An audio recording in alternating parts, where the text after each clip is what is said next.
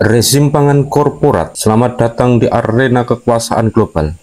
Lupakan sejenak pandangan romantis tentang pasar bebas yang adil. Di balik gemerlap rak supermarket dan janji keamanan pangan, tersembunyi sebuah arsitektur kekuasaan yang kejam, yang secara sistematis memiskinkan produsen makanan dunia. Kita sedang hidup di bawah rezim pangan korporat. Bab ini adalah sebuah peta yang mengungkapkan bagaimana pangan sepanjang sejarah telah menjadi benang pemersatu untuk akumulasi kapital melalui penataan sistem negara. Di dalam setiap rezim pangan, sumber daya dan akses terhadap pangan diatur dan dipadukan dengan cara pelimpahannya ke pasar, semata-mata untuk memperkuat relasi-relasi kuasa. Namun, rezim pangan korporat yang kita hadapi saat ini, yang membentang dari era 1980-an hingga akhir 2000-an, berbeda. Rezim ini menandai era setelah keruntuhan sistem moneter Bretton Woods, sebuah masa di mana kiprah merajanya uang atau finansialisasi dan tatanan neoliberal semakin menguat sebagai sistem pengaturan global. Inilah kisah tentang bagaimana pangan dijadikan senjata dan bagaimana negara dipaksa tunduk pada korporasi. 1. Transisi ke rezim ketiga, debat dan standar swasta. Apakah kita benar-benar berada dalam rezim pangan ketiga? Pertanyaan ini masih menjadi perdebatan seru di kalangan pengkaji. Sebagian melihat periode ini sebagai masa transisi, di mana korporasi transnasional, khususnya pengecer pangan global seperti Walmart dan Whole Foods, mulai mengorganisir rantai pasokan. Mereka menetapkan sendiri aturan mengenai standar mutu pangan melalui asosiasi seperti Global GAP guna menjawab kepedulian konsumen dan pada saat yang sama mencari bentuk akumulasi baru yang mengesampingkan standar pangan umum. Sosiolog pangan terkemuka Friedman melihat ini sebagai periode uji coba dan pertarungan yang tak rampung. Namun, ada indikasi kuat menuju konstelasi hubungan yang stabil yang disebut sebagai rezim pangan korporat lingkungan. Ciri khas rezim ini adalah diferensiasi rantai pasokan pangan yang digerakkan oleh model swasta. Hal ini melahirkan percabangan sistem pangan global, di mana perusahaan yang sama menjual komoditas bermutu tinggi dan murah kepada kelas-kelas konsumen yang berbeda.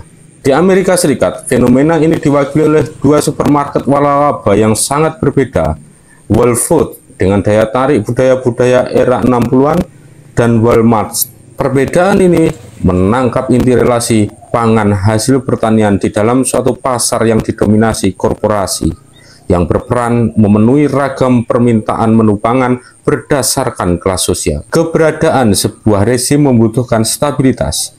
Stabilitas sistem moneter internasional yang memungkinkan aktor membuat prediksi dan mencerminkan hegemoni sebuah model pertanian pangan. Ketiadaan mata uang yang benar-benar menjadi mata uang internasional pasca Bretton Woods dan sifat sistem moneter yang sementara dan tak stabil memicu pertanyaan mengenai unsur pembentuk rezim ini. 2. Anatomi kekuasaan, finansialisasi, dan rezim swasta. Jika dua rezim pangan pertama berporos pada mata uang internasional yang didukung negara adikuasa, pound sterling, emas, dan rezim pertama, dolar Bretton Woods pada rezim kedua, maka rezim pangan korporat bersandar pada bentuk-bentuk baru aturan pasar yang melekat pada hegemoni korporasi dan penggunaan hutang sebagai mekanisme pendisiplinan. Transisi dari hegemoni negara ke hegemoni korporasi, keruntuhan sistem nilai kurs tetap Bretton Woods pada 1971 dipicu oleh belanja militer Amerika Serikat dan pertumbuhan deposit dolar Eropa yang tak terkendali, menjadi gerbang menuju tatanan baru. Periode selanjutnya dicirikan oleh meredupnya hegemoni Amerika Serikat dan munculnya arsitektur global yang didominasi oleh korporasi. Dalam rezim swasta ini, organisasi yang beranggotakan negara seperti WTO meliberalisasi hubungan dagang, namun justru memberikan keistimewaan yang dijamin kepada korporasi-korporasi transnasional. Rezim legal yang berfokus pada negara digantikan oleh rezim swasta yang berusaha membatasi regulasi pemerintah demi meleluasakan suasana kompetisi neoliberal. Seperti yang ditunjukkan oleh Claire Cutler, korporasi transnasional kini semakin berperan dalam pembentukan, penerapan, dan penegakan hukum internasional secara langsung. Pemerintah sendiri turut ambil bagian dalam memperluas hak dan kekuasaan korporasi, merancang jaminan kepemilikan, rezim pajak, dan hukum ketenagakerjaan sebagaimana dikehendaki perusahaan-perusahaan global. Utang sebagai mekanisme pendisiplinan jantung operasional rezim pangan korporat terletak pada finansialisasi yang dilembagakan melalui krisis utang.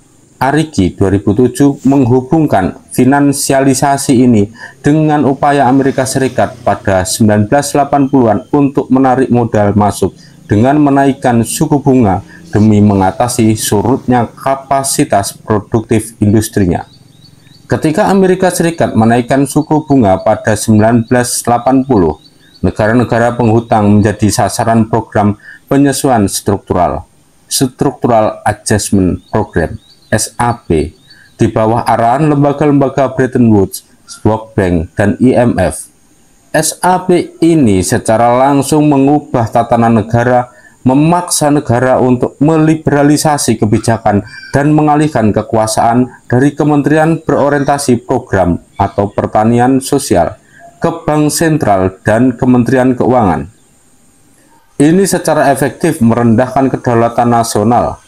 Dampaknya sangat jelas, alih-alih melalui kendali surplus pangan, ekonomi politik pangan yang baru bersandar pada kendali melalui utang fiskal negara-negara selatan. Pangan murah di utara menjadi konsekuensi logis. Setiap suap pangan murah yang dimakan di utara membantu selatan membayar utang. IMF bertindak sebagai peranti penagihan utang atas nama bank-bank utara. Negara-negara dunia ketiga dipaksa beralih dari kebijakan pertanian pangan nasional menjadi ekspor yang didominasi korporasi untuk komoditas non-tradisional seperti buah, sayur, dan ikan, dan memperdalam ketergantungan mereka pada impor biji-bijian. 3. Internasionalisasi baru pertanian dan pemiskinan. Rezim utang era 1980-an mengonsolidasikan pergerakan global dalam sistem pangan yang dikenal sebagai internasionalisasi baru pertanian. Negara-negara selatan mengadopsi model pertanian berorientasi ekspor, model keunggulan komparatif yang dikendalikan korporasi. Friedman menyebut negara-negara ini sebagai negara-negara pertanian baru. Fenomena negara-negara pertanian baru ini memicu kajian tentang rantai nilai global, di mana korporasi transnasional mengontrol dan mengambil manfaat dari ekspor non-tradisional seperti udang, boga bahari, nanas kemasan, dan buah segar sepanjang tahun bagi konsumen yang relatif makmur di utara. Peralihan ini didukung oleh revolusi hijau kedua yang memiliki perbedaan mendasar dari yang pertama, dari prakarsa negara ke swasta, dari pangan pokok menjadi pangan bernilai tinggi, protein hewani, buah, sayuran, dari pasar domestik menjadi global melalui mekanisme penyediaan global. Korporasi transnasional menjalin kontrak dengan petani dunia ketiga untuk memasok supermarket yang berkembang di Eropa, Amerika Utara, dan Asia Pasifik. Transnasionalisasi peredaran pangan ini menggantikan model ekspor bilateral yang dikelola negara. Bahkan, sepertiga perdagangan di abad 21 adalah jual-beli antar anak perusahaan korporasi, penjajahan ulang melalui HKI. Penjajahan ulang melalui hak kekayaan intelektual. Konsolidasi korporasi juga terjadi pada sektor input pertanian. Selama 1980-an, bioteknologi yang sangat mengandalkan paten merevolusi sektor input genetik dan kimia pertanian. Lobby bersama sektor ini dan farmasi menggiring negara-negara berkembang untuk menerima pemberlakuan paten produk pangan yang dilembagakan dalam kesepakatan TRIPS, Agreement on Trade Related Aspect of Intellectual Property Rights, di bawah WTO. Penerapan TRIPS dibayar dengan pelemahan kedaulatan negara yang memicu tuduhan relevannya konsep penjajahan ulang, senjata harga, dan dumping. Jantung kekejaman rezim pangan korporat adalah penggunaan senjata harga untuk melawan para produsen skala kecil. Kesepakatan pertanian AOA di WTO melarang sistem dukungan harga artifisial bagi negara-negara selatan. Tetapi pada saat yang sama, negara-negara utara menempatkan dalam kotak subsidi mereka. Subsidi ini yang dimasukkan ke dalam kotak hijau sebagai subsidi tidak mendistorsi perdagangan karena terpisah dari harga pasar. Justru memperkuat rezim pasar korporat. Subsidi utara memungkinkan terciptanya harga pasar artifisial jauh di bawah ongkos produksi bagi surplus biji-bijian yang kemudian dilimpahkan melalui dumping ke pasar dunia. Data menunjukkan kekejaman ini. Pada 2002, harga rata-rata ekspor produk pertanian Amerika Serikat berada di bawah biaya produksi, 43% untuk gandum, 25% untuk kedelai, dan 35% untuk beras. Dampaknya sangat parah. Pemiskinan petani. Pada 2000, Oxfam mempertanyakan bagaimana mungkin seorang petani yang memperoleh 230 US dollar setahun, rata-rata pendapatan per kapita di negara-negara tertinggal, berkompetisi dengan petani yang menikmati subsidi sebesar 20.000 US dollar per tahun. Kehilangan lahan. Di dunia selatan, perkiraan konservatif FAO di 16 negara selatan mengklaim bahwa antara 20-30 juta orang telah kehilangan tanah akibat liberalisasi perdagangan. Krisis Meksiko, hampir 2 juta campesinos Meksiko kehilangan ladang jagungnya akibat ekspor jagung murah dan bersubsidi besar dari utara dalam kerangka kesepakatan perdagangan bebas Amerika Utara, NAFTA. Kombinasi subsidi bagi korporasi dan peredaran pangan transnasional telah berpadu dalam menyerang petani kecil dari segala arah. Deagrarianisasi dan ketergantungan rezim ini menghasilkan tren yang disebut deagrarianisasi. Di Afrika pada akhir 1990-an, sekitar 60% sampai 80% pendapatan rumah tangga pedesaan berasal dari sumber-sumber di luar lahan pertanian. Petani kecil terpaksa menjadi semi-proletar yang sangat tergantung pada kerja upahan musiman demi mempertahankan tanah mereka. Pada pertengahan 2000-an, 70% negara-negara selatan menjadi net importir, yaitu negara-negara dengan tingkat impor pangan lebih tinggi daripada ekspornya. Ketergantungan ini adalah pasangan dari proses sentralisasi cadangan pangan global, di mana 60% berada di tangan korporasi. 6 diantaranya mengendalikan 80% perdagangan gandum dan beras dunia. 4. Perlawanan kedaulatan pangan sebagai klaim politis. Rezim pangan korporat sudah sangat identik dengan meluasnya pemiskinan dan peralihan banyak orang menjadi pekerja musiman dalam skala dunia. Kontradiksi mendasar bahwa pertanian industrial membahayakan lingkungan dan mengakibatkan penyingkiran kelas sosial telah menumbuhkan perlawanan meluas. Perlawanan ini mewujud dalam gerakan kedaulatan pangan yang dipelopori oleh Gerakan Tani Internasional Via Campesiana.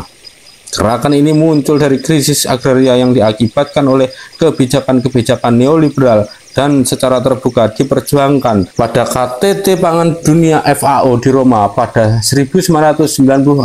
Definisi dan tuntutan.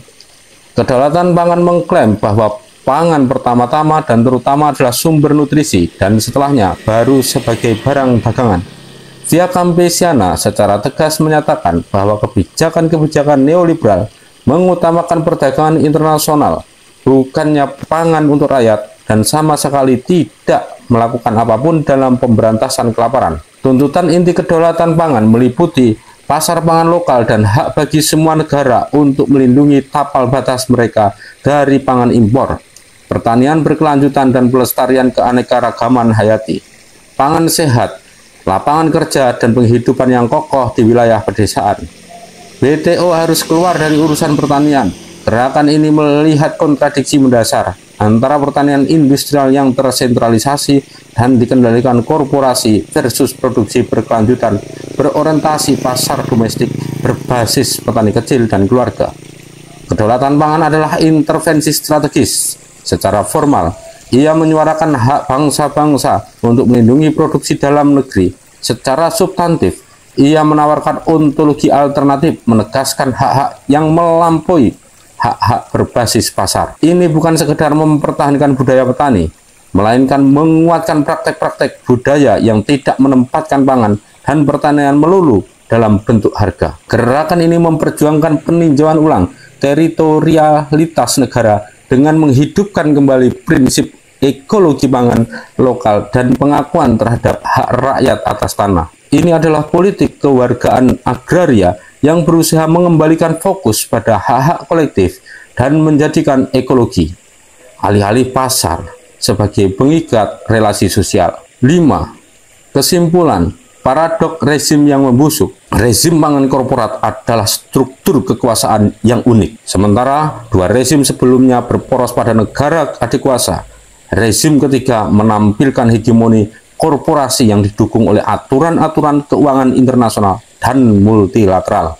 Pangan murah dalam rezim ini bergantung pada penyatuan biji-bijian Atlantik Utara dan hasil pertanian selatan ke dalam suatu pembagian kerja yang digerakkan oleh rantai pemasok berbasis korporasi transnasional. Rezim ini menciptakan pertanian dunia di mana produsen dituntut untuk memenuhi standar tertentu demi kepentingan supermarket global seperti retail besar dunia. Petani yang tidak mampu memenuhi sertifikasi atau bersaing dengan aliran biji-bijian murah akan mengalami penggusuran dan pemiskinan, sehingga memperburuk kelaparan dunia. Kontradiksi mendasar inilah yang menjadi ciri rezim pangan korporat. Rezim ini mengaku sebagai penjamin keamanan pangan, tetapi sesungguhnya ia memperburuk kondisi manusia dengan pelaksanaan kuasa monopolinya. Upaya gerakan kedaulatan pangan untuk menjadikan rezim pangan sebagai isu politis, serta kemunculan kembali debat mengenai keamanan pangan dalam konteks krisis pangan, semuanya memperlihatkan tanda-tanda awal krisis tata kelola dan barangkali titik gawat krisis keberlanjutan. Bab ini adalah peringatan. Sistem yang kita anggap stabil dan efisien ini sebenarnya adalah sistem yang kejam, yang premisnya adalah redistribusi kekayaan, bukan redistribusi produksi. Rezim ini akan terus membusuk seiring dengan melebarnya jurang kemiskinan dan kerusakan ekologis yang mengakibatkannya.